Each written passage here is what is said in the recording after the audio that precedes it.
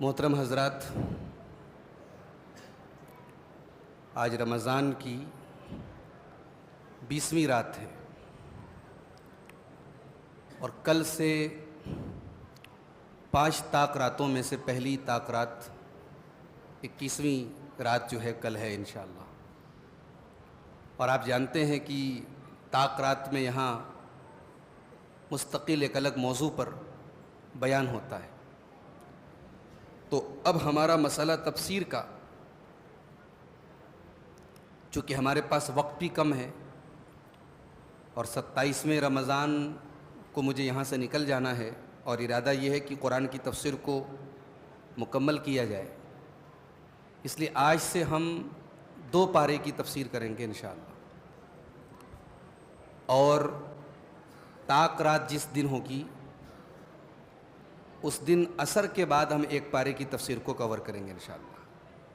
تو اس طریقے سے انشاءاللہ 26 روزہ کو ہمارا قرآن کی 30 پارے کی تفسیر مکمل ہو جائے گی۔ تو آج کے درس میں ہم قرآن مجید کے 20ویں اور 21ویں پارے کی کچھ سلیکٹڈ آیتوں کی تفسیر آپ کے سامنے پیش کریں گے۔ 20ویں پارے کے شروع میں اللہ تعالیٰ نے کئی سوالات کیے ہیں اور ان سوالوں کا خود ہی جواب بھی دیا ہے۔ اللہ نے فرمایا امن یجیب المضطر اذا دعاہ ویکشف السوء، کون ہے جو مصیبت میں گرفتار انسان کی دعاؤں کو سنتا ہے۔ مضطر کہتے ہیں اس انسان کو جس کے پاس کوئی چارہ نہ ہو، کوئی راستہ نہ ہو، مجبور ہو، مظلوم ہو، کہتے ہیں نا جس کا کوئی نہیں اس کا اللہ ہوتا ہے۔ ایک انسان دنیا میں جب مظلوم ہوتا ہے، اس کا کوئی آنسو پوچھنے والا نہیں، کوئی اس کی فریاد سننے والا نہیں، اللہ کہتا ہے میں سنوں گا۔ امن یجیب المضطر اذا دعاہ، کون ہے جو مصیبت زدہ کی، مجبور کی دعاؤں کو سنتا ہے، اذا دعاہ جب وہ اس کو پکارتا ہے۔ اچھا، یہاں قابل غور بات یہ ہے اللہ نے مجبور کا نام لیا۔ اب وہ مجبور مسلمان ہو، غیر مسلم ہو، اللہ کا فرما بردار ہو، مظلوم ہوتا ہے۔ مظلوم کا کوئی ریلیجین نہیں ہے، مظلوم کی کوئی کاسٹ نہیں اللہ تعالیٰ کی بارگاہ میں۔ اگر مظلوم نے اللہ کے در کا دروازہ کھٹکھٹایا اللہ ضرور سنے گا اس کو۔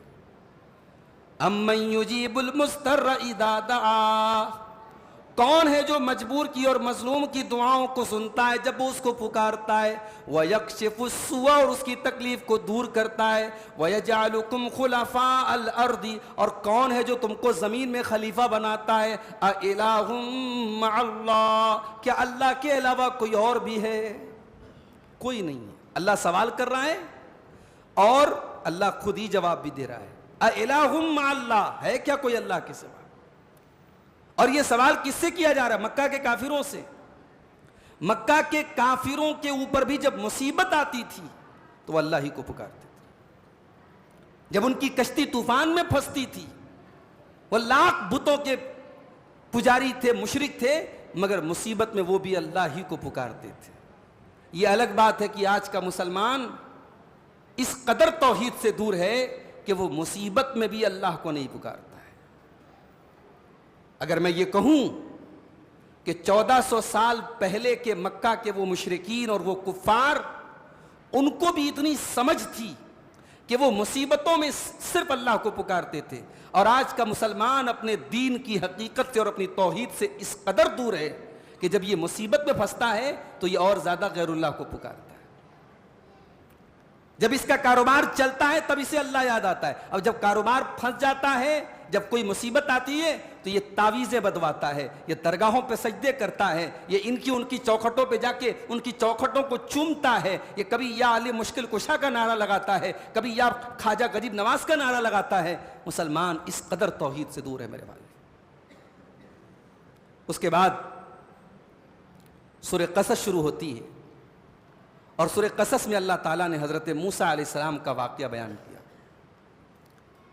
موسیٰ علیہ السلام کے پیدا ہونے کے پہلے فرعون کا آرڈر آیا تھا فرعون اپنے آپ کو رب کہتا تھا، مگر اتنا بزدل تھا کہ فرعون کے اس کے دربار کے کسی کاہن نے کہا تھا کہ تیری حکومت میں ایک بچہ پیدا ہوگا جو تیری حکومت کو ختم کر دے گا. تو فرعون نے آرڈر دے دیا کہ سارے بچوں کو قتل کر دیا جائے. جہاں بچے کی پیدائش، اگر لڑکی پیدا ہوئی تو سیف ہے، لڑکا پیدا ہوا تو کل ہم، اس کو مار ڈالو. یہ فرعون کا آرڈر تھا.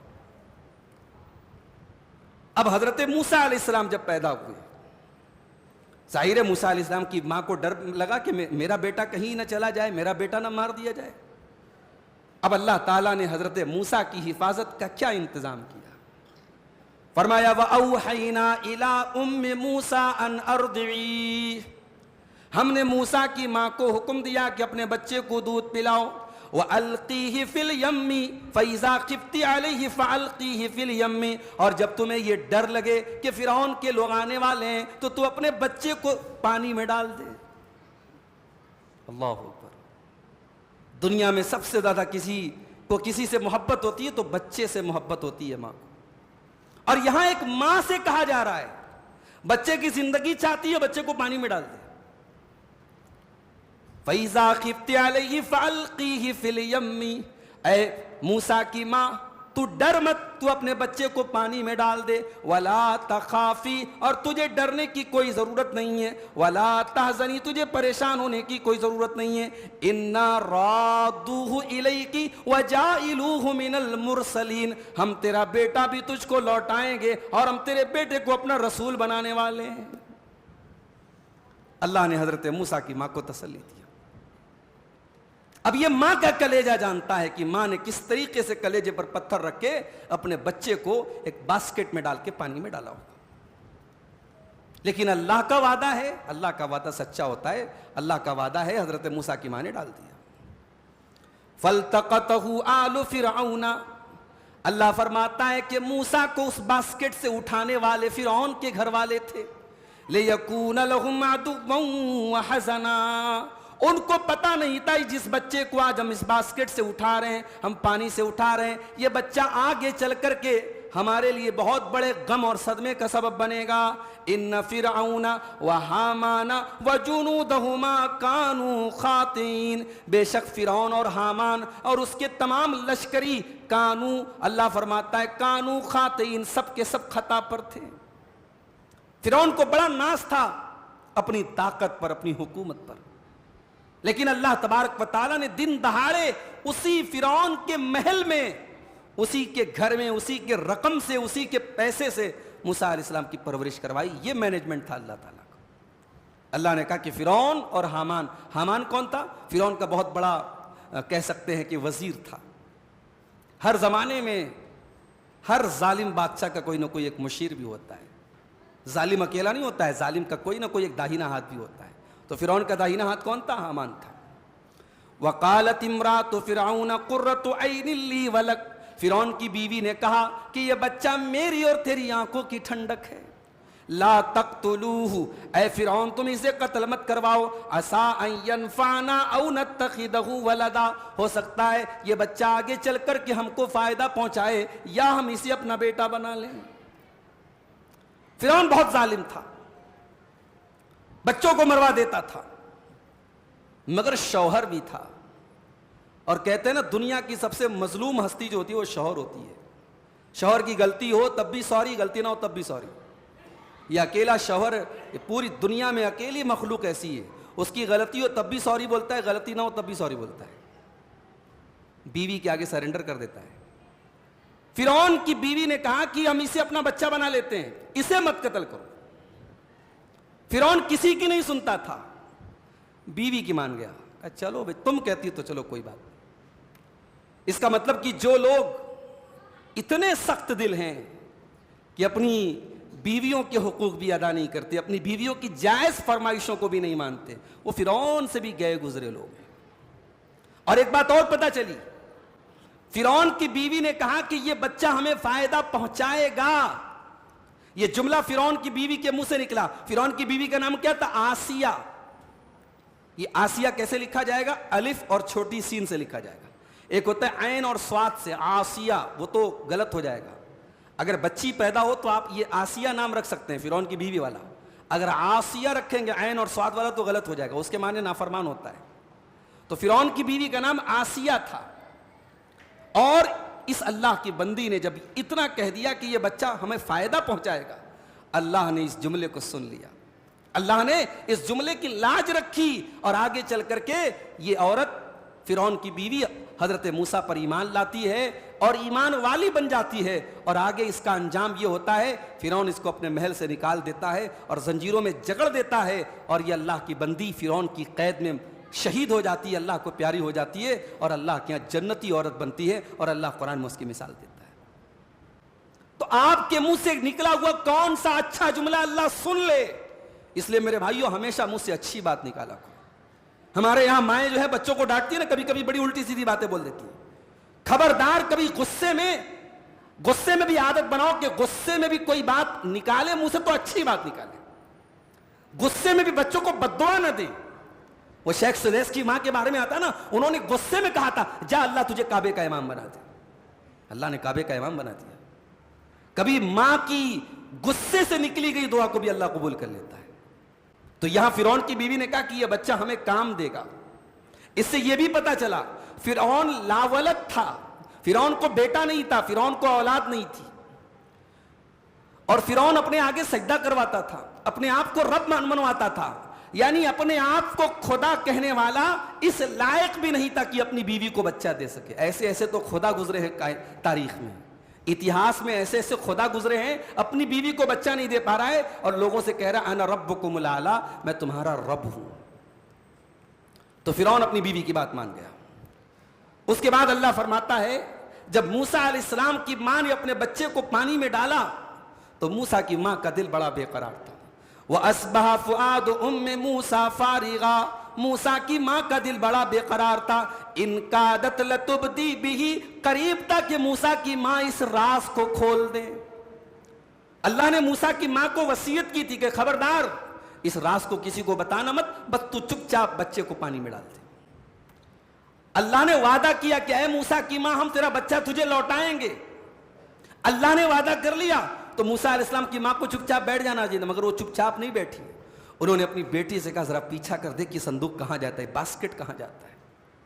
پتہ یہ چلا کہ اللہ کی تقدیر پر بھروسہ ہونے کے باوجود انسان کو اپنی کوشش کرنی چاہیے, اپنے اسباب اختیار کرنے چاہیے. یہ سوچ کے اطمینان سے بیٹھنا ہے اللہ نے تو وعدہ کیا ہم کو روزی دے گا, اللہ نے تو وعدہ کیا ہماری حفاظت کا. انسان کو اپنی سیکیورٹی کا بھی انتظام کرنا چاہیے. موسیٰ علیہ السلام کی ماں نے اپنی بیٹی سے کہا جا دیکھ تیرا بھائی کہاں جاتا ہے. اور قرآن کہتا ہے کہ وقالت لأختہ قصیہ, حضرت موسیٰ کی ماں نے موسیٰ کی بہن سے کہا کہ اس کا پیچھا کر. فبصرت بہ عن جنب وہم لا یشعرون, اور موسیٰ علیہ السلام کی بہن کنارے کنارے سے, پانی کے کنارے کنارے سے چل دیکھ رہی میرا بھائی کہاں جا رہا ہے. دنیا میں بھائی بہن کا رشتہ بھی بڑا پیارا ہوتا ہے. شادی کے بعد اکثر بھائی بہنوں میں انبن ہو جاتی ہے, کیونکہ ابھی تک تو بھائی بہن تھے, اب ایک نیا رشتہ بن گیا نند اور بھابھی کا. اب اس میں دونوں طرف سے غلطیاں ہوتی ہیں. کہیں کہیں بھابیاں جو ہوتی ہیں وہ نند کے تعلق سے بڑی نگیٹو مائنڈ ان کے دماغ میں بیٹھ جاتا ہے, اور بعض نندیں جو ہوتی ہیں ماشاءاللہ وہ بھی جو ہے بھابھی کے عیب تلاش کرتی رہتی ہیں اور ایک ایک چیز کو نوٹ کرتی رہتی ہیں, اپنی ماں کو بتاتی رہتی ہیں.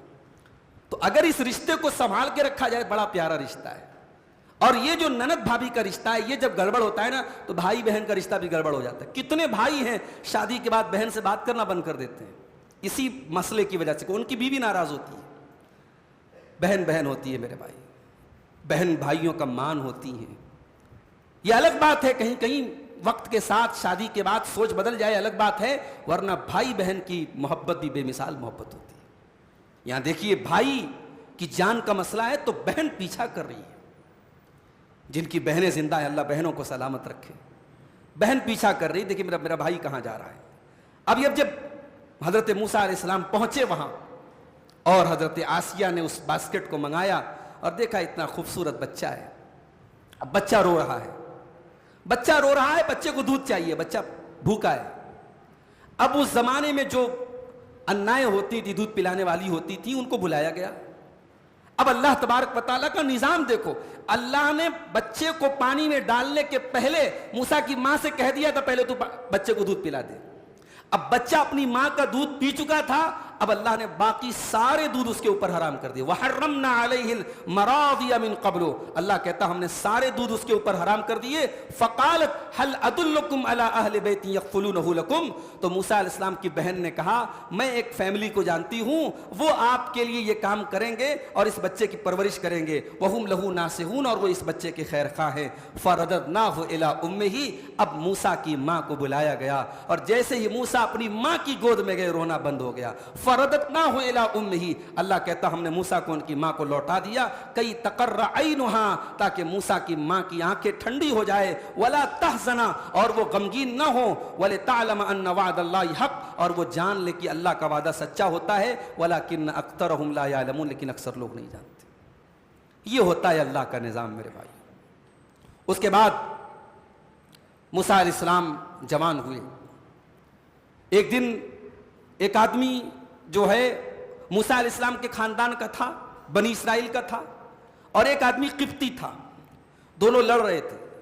تو جو اسرائیلی تھا موسیٰ علیہ السلام کے خاندان کا، ان کے قبیلے کا تھا، اس نے ان کو مدد کے لیے پکارا. یہ گئے اور اس کی مدد کرنے کے لیے ایک خاندان کی جو ہوتی ہے نا وہ عصبیت ہوتی ہے، خاندان کا سپورٹ کرنے کا جو ایک جذبہ ہوتا ہے، وہ جذبہ حضرت موسیٰ کے اندر بیدار ہوا.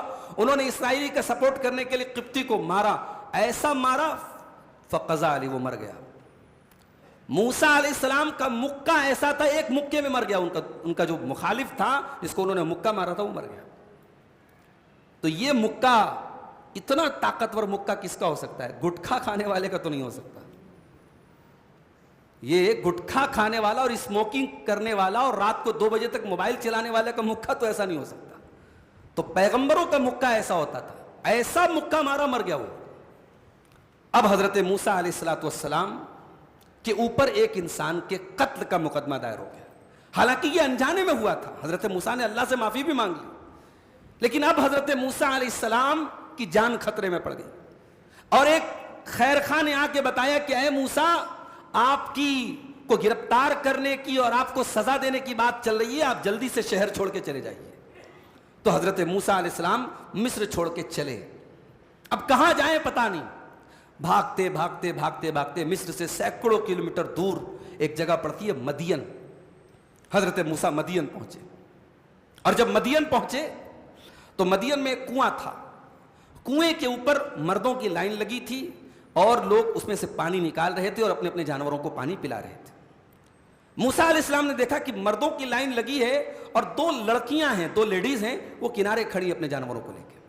وَلَمَّا وَرَدَ مَاءَ مَدْيَنَ وَجَدَ عَلَيْهِ أُمَّةً مِّنَ النَّاسِ يَسْقُونَ. جب موسیٰ علیہ السلام مدین کے پانی کے چشمے پر پہنچے، اس کنویں کے پاس پہنچے، وہاں بہت سارے لوگوں کو اپنے جانوروں کو پانی پلاتے ہوئے دیکھا. وَوَجَدَ مِن دُونِهِمُ امْرَأَتَيْنِ تَذُودَانِ، اور 2 عورتوں کو کنارے کھڑا دیکھا. قَالَ مَا خَطْبُكُمَا، موسیٰ علیہ السلام نے پوچھا کہ کیا بات ہے، تم مردوں کی لائن سے الگ کیوں کھڑی ہو، اس لائن میں تم کیوں نہیں لگ رہی ہو؟ قَالَتَا لَا نَسْقِي حَتَّى يُصْدِرَ الرِّعَاءُ. دونوں لڑکیوں نے جواب دیا کہ ہم مردوں کی لائن میں لگ کر کے پانی نہیں پلائیں گے، جب یہ لائن چھٹ جائے گی تب اپنے جانوروں کو ہم پانی پلائیں گے. وَأَبُونَا شَيْخٌ كَبِيرٌ، اور یہ کام ہمیں اس لیے کرنا پڑ رہا ہے کیونکہ ہمارا باپ بہت بیمار ہے، بوڑھا ہے. اس سے کئی سبق ملتا ہے. ایک دیندار عورت، ایک پاک دامن عورت مردوں کی لائن میں لگ کر کے مردوں سے ٹچ ہو کر کے کوئی کام نہیں کرتی. ہمارے یہاں ایک فیس بک پر ایک فوٹو آیا تھا کہ جس وقت مرد حضرات مسجدوں میں دن میں سوئے پڑے رہتے ہیں، عورتیں مارکیٹوں میں بھری رہتی ہیں. مرد حضرات دن میں منہ کھولے سوئے پڑے ہیں، ان کی عورتیں مارکیٹوں میں بھری پڑی ہیں. مارکیٹنگ کرنا غلط نہیں ہے، مگر بعض مارکیٹوں میں جہاں رش رہتا ہے، مردوں اور عورتوں کا جمگٹ ہے، اور مسلمان عورتیں، برقع نشین عورتیں اسی بھیڑ میں، اسی ہجوم میں ایک دوسرے سے کندھے چھل رہے ہیں، بدن ٹچ ہو رہا ہے. ایسی مارکیٹوں میں جانے سے بہتر آپ پہلے شاپنگ کر لیں، مت جائیں ایسے رش کے ٹائم میں. جہاں مردوں کی لائن لگی ہو، ایک عزت دار، ایک با عفت خاتون جو ہے ایسی لائن میں نہیں لگتی. اور یہ بھی پتا چلا کہ بلا ضرورت ایک عورت گھر کے باہر کا کوئی کام نہیں کرتی. اب مجبوری ہے تبھی وہ جاب کرتی ہے. جاب کرنا ایک عورت کا کام نہیں ہے. آج لوگ بڑا کہتے ہیں صاحب عورتوں سے جاب کرانا چاہیے، عورتوں کو بھی فریڈم ہونی چاہیے. اس سے بڑھ کے فریڈم کیا ہے کہ اسلام نے کہا عورت آزاد ہے. کمانا نہیں، کمانا مرد کا کام ہے، عورت بہن ہے بھائی کمائے، عورت بیٹی ہے باپ کمائے، عورت بیوی ہے شوہر کمائے، کمانے کا کام نہیں، عورت فری ہے۔ آپ نے فریڈم کہاں دیا؟ آپ نے تو عورت کو پابند کر دیا۔ کیا وہ عورتیں جو ایئر ہوسٹس بن جاتی ہیں ان کے بچوں کو کیا مارکیٹ والے پالتے ہیں کیا؟ جو عورتیں آفسوں میں ریسیپشن میں جا کے کاؤنٹر پہ بیٹھ جاتی ہیں ان کو بھی تھک کر کے جا کر کے اپنے گھر میں کھانا بنانا پڑتا ہے، ان کو بھی گھر کے کام کرنے پڑتے ہیں۔ عزت تو اسلام نے دی ہے کہ عورت گھر کی ملکہ ہے، گھر کے کاموں کی وہ رانی ہے، اور کمانے اور جو ہے مینجمنٹ کی ذمہ داری اللہ تعالیٰ نے اس کو نہیں دی۔ ان دونوں لڑکیوں نے کہا یہ کام ہمارا نہیں تھا، یہ بکریوں کو پانی پلانے کا کام ہمارا باپ بیمار ہے، بوڑھا ہے، اس لیے ہم کو یہ کام کرنا پڑا۔ موسیٰ علیہ السلام نے بس اتنا ہی پوچھا، فَسَقَا لَهُمَا، ان کی بکریوں کو پکڑا، اور طاقتور تو تھے، مکے سے تو آپ نے اندازہ لگا ہی لیا، گئے بھیڑ کو چیرتے ہوئے آگے بڑھے، ان کی بکریوں کو پانی پلایا، بکریوں کو تھما دیا، ان کی بکریوں کو پانی پلا کر کے بکریوں کو تھما دیا۔ ثم تولا الی الظل، اس کے بعد ایک پیڑ کے نیچے حضرت موسیٰ علیہ السلام آ کر کے بیٹھ گئے اور اللہ سے دعا کرنے لگے، رب انی لما انزلت الی من خیر فقیر، اے اللہ میں تیری طرف سے نازل ہونے والے خیر کا محتاج ہوں، میں تیرے کرم کا محتاج ہوں، تیرے خیر کا محتاج ہوں۔ موسیٰ علیہ السلام کے منہ سے یہ دعا نکلی۔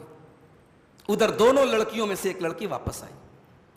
اب وہ لڑکی واپس آ رہی ہے، قرآن کریم نے اس لڑکی کا نام نہیں بتایا، اللہ نے اس لڑکی کی خوبصورتی کا ذکر نہیں کیا، اللہ نے یہ بھی نہیں بتایا وہ لڑکی دکھنے میں کیسی تھی، اللہ نے بتایا تو اس لڑکی کی حیا کے بارے میں بتایا۔ اللہ نے فرمایا فَجَاءَتْ إِحْدَاهُمَا تَمْشِي عَلَى اسْتِحْيَاءٍ، دونوں لڑکیوں میں سے ایک لڑکی شرما شرما کے چلتے ہوئے آئی اور کہنے لگی، قالت ان ابی یدعوک لیجزیک اجر ما سقیت لنا، آپ نے ہماری بکریوں کو پانی پلایا ہے، ہمارے ابو نے آپ کو بلایا ہے، وہ آپ کو اس کی کچھ اجرت دینا چاہتے ہیں۔ اس سے یہ پتا چلا کہ ایک مسلمان عورت کی چال بھی شرم و حیا والی ہونی چاہیے، اس کی چال سے پتا لگ جائے کہ ہاں یہ عزت دار عورت ہے، یہ پاک دامن عورت ہے، اس کی چال بتا دے گی کہ یہ کیسی عورت ہے۔ اور یہ بھی پتا چلا کہ کوئی اگر ہمارے کام آئے تو اس کا مطلب یہ نہیں کہ ہم اس سے فری میں کام لیں، اگر ہمارے پاس طاقت ہے تو ہمیں اس کی جو محنتانہ ہے، جو اجرت ہے، جو اس کا صحیح ریوارڈ ہے وہ دینا چاہیے۔ آج کل کیا ہوتا ہے، اگر کوئی ہمارا کام فری میں کر دے تو ہم کہتے ہیں جزاک اللہ خیر، مسکرا کے ہم کہہ دیں گے جزاک اللہ خیر، بس ہو گیا کام۔ جزاک اللہ خیر سے لوگوں کے گھر نہیں چلتے بھائی صاحب، اور آپ کے مسکرانے سے کسی کے گھر میں پیسے نہیں آتے۔ اگر آپ نے کسی سے کام لیا ہے اور آپ اس کی اجرت دے سکتے تو اجرت دینا چاہیے۔ آج جو ہے نا یہ فری والا جو مزاج ہے یہ بڑا تکلیف دینے والا مزاج ہے۔ موسیٰ علیہ السلام کے پاس وہ لڑکی آ کے کہتے میرے باپ نے آپ کو بلایا ہے، حالانکہ موسیٰ علیہ السلام نے یہ طے کر کے تو کام نہیں کیا تھا کہ ہم آپ سے پیسہ لیں گے، لیکن لڑکی نے باپ سے جا کے کہا، باپ نے کہا بلا کے لاؤ اس کو۔ اب گئے موسیٰ علیہ السلام، فلما جاءه وقص عليه القصص، جب موسیٰ علیہ السلام اس لڑکی کے باپ کے پاس آئے اور ان کو پورا واقعہ سنایا، قال لا تخف نجوت من القوم الظالمین، لڑکی کے باپ نے کہا کہ تم ڈرو مت، تم ظالموں سے بچ چکے ہو، تم دوسرے ملک میں آ چکے ہو، دوسرے علاقے میں آ چکے ہو، یہ فرعون کا علاقہ نہیں ہے، یہ مصر کا علاقہ نہیں ہے، تم اس علاقے کی سرحدوں سے باہر آ چکے ہو۔ قالت احداهما یا ابت استاجره ان خیر من استاجرت علیہ القوی الامین، ان خیر من استاجرت القوی الامین، دونوں لڑکیوں میں سے ایک لڑکی نے کہا ابا جان ہمیں ایک نوکر کی ضرورت ہے، ہمیں ایک ملازم کی ضرورت ہے، ان کو ملازم بنا لیجئے، ان کو اپنے گھر کے کاموں کے لیے نوکر رکھ لیجئے، اس لیے کہ نوکر کے اندر دو چیزیں ہونی چاہیے، طاقتور ہونا چاہیے اور امانت دار ہونا چاہیے، یہ امانت دار بھی اور طاقتور بھی ہیں، اے ابا جان آپ ان کو ملازم رکھ لیجئے۔ دونوں لڑکیوں میں سے ایک لڑکی نے حضرت موسیٰ کو ملازم رکھنے کی ریکویسٹ کی اپنے باپ سے۔ اب باپ نے کیا کہا؟ باپ نے داماد بنانے کا آفر پیش کر دیا۔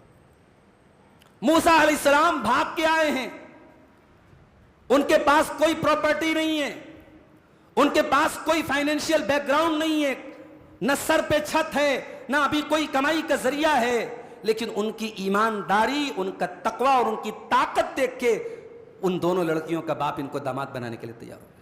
قال انی اريد ان انکحک احدی ابنتی ہاتین، میں چاہتا ہوں کہ اپنی دونوں بیٹیوں میں سے ایک بیٹی کا نکاح آپ سے کر دوں. الا ان تاجرنی 8 حجج، اس شرط پر کہ آپ 8 سال تک میرے یہاں کام کریں. فإن اتممت 10 فمن عندک، اگر 10 سال آپ کام کر لیں تو آپ کی مرضی ہے، میری طرف سے کوئی زبردستی نہیں ہے، میں 8 سال کی بات کر رہا ہوں. وما اريد ان اشق علیک، میں آپ کے اوپر کوئی بوجھ نہیں ڈالنا چاہتا ہوں. ستجدنی ان شاء اللہ من الصالحین، اللہ نے چاہا تو آپ مجھے صبر کرنے والا پائیں گے. حضرت موسیٰ نے کہا ٹھیک ہے، یہ میرے اور آپ کے بیچ میں ایگریمنٹ ہو جاتا ہے، 8 سال یا 10 سال دونوں میں سے جو مدت مناسب ہوگی اس مدت پر میں کام کروں گا. اور جب وہ مدت پوری ہو گئی، حضرت موسیٰ علیہ السلام داماد بن گئے. ان کا نام علماء نے بتایا کہ شعیب تھا. شعیب، وہ حضرت شعیب تھے، وہ شعیب علیہ السلام جو نبی تھے وہ نہیں، یہ کوئی دوسرے شعیب تھے، ان کی بیٹیاں تھیں. تو حضرت شعیب نے ان کو اپنا داماد بنا لیا. یہاں تو صاحب رشتہ طے ہوتا ہے تو جہیز طے ہوتا ہے، لڑکی والوں کو کیا دینا پڑے گا یہ طے ہوتا ہے. اور یہاں موسیٰ علیہ السلام جیسے پیغمبر کو 8 سال اور 10 سال نوکری کرنی پڑی ہے تب جا کے چھوکری ملی ہے. تو یہاں میرے بھائیوں نکاح کے لیے یہاں حضرت موسیٰ جیسے پیغمبر کو 10 سال نوکری کرنی پڑی ہے. اور یہاں ہم نے نکاح کا اسٹینڈرڈ کتنا بدل دیا کہ یہاں تو صاحب لڑکی والوں کے اوپر اتنا پریشر ڈال دیا گیا کہ آپ کے پاس اتنا پیسہ ہونا، اتنا کیش ہونا. آج ابھی ایک صاحب نے مجھے فون کیا، آپ کے اسی کرنول کے آس پاس کے علاقے میں ہیں، جمعرات کو وہاں ایک پروگرام ہونے والا ہے. انہوں نے کہا مولانا آپ آئیے ہمارے یہاں شادی بیاہ کے رسم و رواج پر تقریر کیجئے. انہوں نے کہا حالات یہ ہیں، لوگ شادی کے لیے اپنے مکان بیچ دیتے ہیں، بیٹی کی شادی کے لیے مکان بیچ دیتے ہیں. ہلدی کی رسم ہو رہی ہے، اس کے بعد جو ہے رشتہ طے ہوتا ہے، اس موقع پر پورے خاندان میں میٹھا اور کیا کیا بانٹا جاتا ہے کہ صاحب ہماری لڑکی کا رشتہ قائم ہو گیا. اتنے رسم و رواج ہیں، انسان رسم و رواج کو پورا کرنے میں بھکاری بن جاتا ہے. میرے پیارے ساتھیوں، موسیٰ علیہ السلام جیسے پیغمبر کا نکاح ہو رہا ہے اور اتنا سمپل نکاح ہو رہا ہے، اور نبی ہونے کے باوجود حضرت موسیٰ علیہ السلام کو 8 سال یا 10 سال اس لڑکی کے یعنی اپنے سسرال میں ان کو نوکری کرنا پڑتا ہے.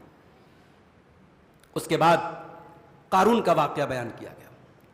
قارون کون تھا؟ یہ موسیٰ علیہ السلام کی قوم کا ایک آدمی تھا، بہت پیسے والا تھا. اتنا پیسہ تھا اس کے پاس کہ اللہ کہتا ہے وَآتَيْنَاهُ مِنَ الْكُنُوزِ مَا إِنَّ مَفَاتِحَهُ لَتَنُوءُ بِالْعُصْبَةِ أُولِي الْقُوَّةِ، اس کے خزانوں کی چابیوں کو بڑے بڑے پہلوان بڑی مشکل سے اٹھایا کرتے تھے. لیکن قارون کی قوم کے جو سمجھدار لوگ تھے ان لوگوں نے قارون کو 5 نصیحتیں کی. اور آج بھی جتنے پیسے والے لوگ ہیں، جتنے بزنس مین لوگ ہیں، جن کو اللہ نے دولت سے نوازا ہے، ان 5 چیزوں کو اپنی زندگی میں تم اپنا لو میرے بھائیوں. تو دولت کوئی خراب چیز نہیں ہے، دولت بہت اچھی چیز ہے. جماعت کے کام دولت والوں کے ذریعے چلتے ہیں، مسجدوں کے کام دولت سے چلتے ہیں، مدرسوں کے کام دولت والوں سے چلتے ہیں، مگر دولت والوں کے اندر 5 چیزیں ہونا ضروری ہیں. پہلی چیز، قارون کی قوم کے سمجھدار لوگوں نے کہا لا تفرح ان اللہ لا يحب الفرحین. اے قارون تو کبھی غرور نہ کرنا، کبھی اترانا نہیں. اللہ تعالیٰ غرور کرنے والوں کو، اترانے والوں کو پسند نہیں کرتا. پہلی چیز دولت ہے، غرور نہیں ہونا چاہیے. دوسری چیز وابتغ فیما آتاک اللہ الدار الاخرہ، اور اللہ نے آپ کو جو دولت دی ہے اس دولت کے ذریعے آخرت کی تیاری کرو. جتنا ہو سکے اس دولت کے ذریعے اتنے کام کر کے جاؤ کہ آخرت آپ کی بن جائے، سنور جائے. یہ دوسرا کام کرنا ہے دولت والوں کو. اور تیسرا کام ولا تنس نصیبک من الدنیا، ولا تنس نصیبک من الدنیا، دنیا میں آپ کا جو حصہ ہے اس کو بھولنا نہیں ہے. بچوں کا جو حق ہے، بیوی کا جو حق ہے، ماں باپ کا جو حق ہے، بھائی بہنوں کا جو حق ہے، سب کو سب کا حق بھی دینا ہے، اپنی دنیا والوں کا حق نہیں بھولنا ہے. اور چوتھی نصیحت وَآسِن كَمَا أَحْسَنَ اللَّهُ إِلَيْكَ، جیسے اللہ نے آپ کے ساتھ احسان کیا، اللہ نے آپ کو دولت والا بنایا، اللہ نے آپ کو دینے کے لائق بنایا، تو آپ بھی لوگوں کے ذات احسان کرو. اس لیے کہ جو اللہ دینے کے لائق بنا سکتا ہے وہ اللہ چاہے تو پل بھر میں آپ کو لینے کے لائق بھی بنا سکتا ہے. اگر وہ اللہ آپ کو اونچائیوں پر آج رکھ سکتا ہے، آج عرش کے اوپر کوئی انسان ہے، آج اگر بلندیوں پر کوئی انسان ہے تو کل وہ فرش پر بھی آ سکتا ہے، آج کوئی کروڑ پتی ہے تو کل وہ روڈ پر بھی آ سکتا ہے. یہ چوتھا کام کرنا ہے. اللہ نے آپ کو دولت دی، اللہ نے احسان کیا ہے، آپ بھی لوگوں کے ساتھ احسان کریں. غریبوں کے کام آئیں، بیواؤں کے کام آئیں، یتیموں کے کام آئیں، پبلک ویلفیئر کے کام کریں، لوگوں کے کام آئیں۔ آپ کی پاس دولت صرف شو آف کے لیے نہ ہو کہ یہ گاڑی لے لی، یہ بنگلہ لے لیا، یہ پراپرٹی لے لی، صرف شو آف کے لیے نہ ہو۔ اللہ نے آپ کے ساتھ احسان کیا، آپ لوگوں کے ساتھ احسان کریں۔ اور پانچواں کام، وَلَا تَبْغِ الْفَسَادَ فِي الْأَرْضِ، اور اے قارون تو زمین میں فساد نہ مچانا، تو زمین میں فساد نہ مچانا۔ ان اللہ لا يحب المفسدین، اللہ تعالیٰ فسادی لوگوں کو پسند نہیں کرتا۔ دولت آتی ہے تو فساد بھی آتا ہے۔ دولت والے گاڑی لے کے ہائی سپیڈ میں چلتے ہیں، غریبوں کو کچل بھی دیتے ہیں، اور بعد میں جب پولیس کیس آتا ہے، چلو بھائی پیسہ لے لو، پیسہ دے کر کے کسی غریب کی جان نہیں بچ جائے گی۔ دولت کا مس یوز نہیں ہونا چاہیے۔ دولت کا مطلب یہ نہیں کہ آپ کسی غریب کی عزت تار کر دیں، کسی غریب کا خون کر دیں، کسی غریب کو مار دیں، نہیں۔ زمین میں فساد مت مچاؤ، اللہ تعالیٰ فسادی لوگوں کو پسند نہیں کرتا۔ تو یہ تمام دولت مندوں کو قرآن کی نصیحت ہے۔ 5 چیزیں اگر آپ کے پاس ہے، دولت بہت اچھی چیز ہے، خوب پیسے کماؤ، اللہ تعالیٰ کو دولت اللہ تعالیٰ کو ناپسند نہیں ہے، دولت کو اللہ نے اپنا فضل کہا ہے میرے بھائی۔ انشاءاللہ ہم اس سلسلے کو آگے بڑھائیں گے۔ دعا کیجیے اللہ تعالیٰ اس سلسلے کو ہم کو 27ویں رمضان کے پہلے پورا کرنے کی توفیق عطا فرمائے۔ اللہ تعالیٰ ہم سب کو قرآن کریم کو پڑھنے کی، سمجھنے کی، غور کرنے کی اور اس پر عمل کرنے کی توفیق عطا فرمائے۔ آمین۔ وآخر دعوانا الحمدللہ رب العالمین، والسلام علیکم ورحمۃ اللہ وبرکاتہ۔